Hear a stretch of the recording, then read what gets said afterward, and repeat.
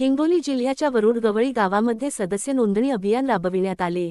गाव तेथे शाखा आणि घर तेथे सदस्य या दुहेरी संकल्पनेवर आधारित हे अभियान गावपातळीवर संघटना अधिक मजबूत करण्याच्या उद्देशाने राबवण्यात आले।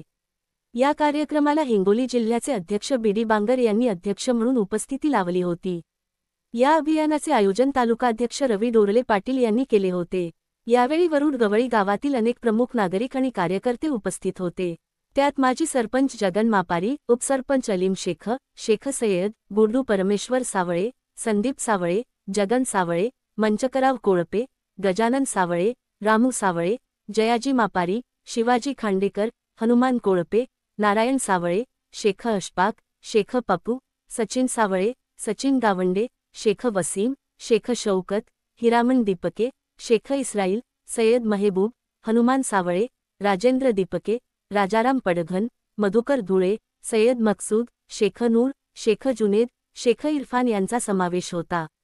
या अभियानामुळे गावपातळीवर लोकांचा सहभाग वाढेल आणि संघटनात्मक कार्य अधिक प्रभावीपणे राबवले जाईल अशी अपेक्षा व्यक्त केली जात आहे।